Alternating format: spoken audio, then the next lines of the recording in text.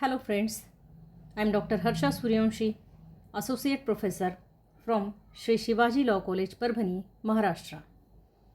In this lecture, we shall discuss about promoters under company's law. Before going for provisions regarding promoter, let us try to understand the concept of promotion. Promotion or incorporation or floating are the terms which are used interchangeably. Promotion means and includes business operations or activities by which a company is brought into existence.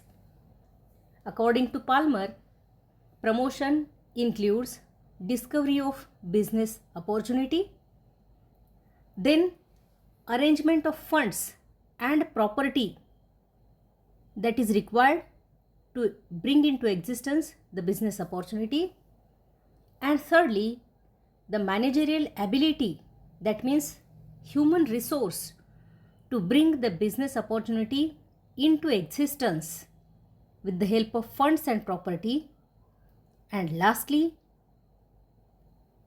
the object behind these three functions is to make profit from the business opportunity, funds and property, and human resource. Generally, the persons who conduct or who accomplish the task of promotion can be considered as promoters.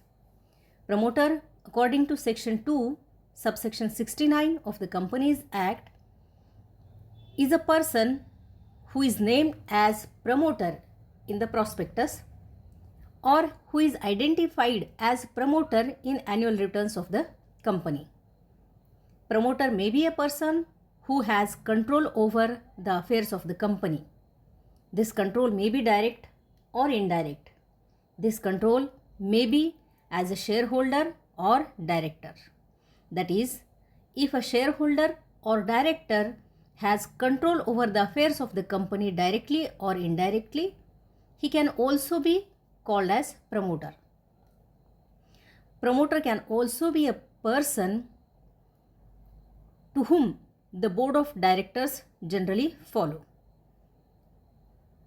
He is the person whose advice or directions or instructions are there to the board of directors, and the board of directors usually follow his advice, directions or instructions.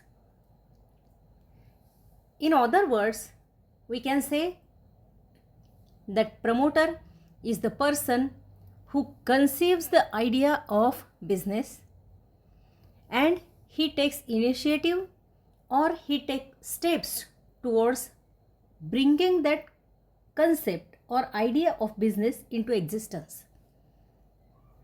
Then he gives instructions for preparation of memorandum of association, articles of association and other necessary documents of the company.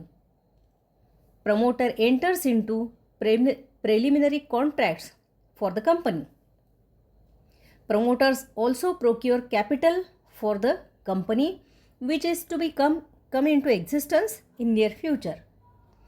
However, professionals or persons giving professional services are not considered as promoters, such as an accountant or solicitor who are giving professional services in the formation of a company shall not be considered as promoters. In this lecture, up to this only.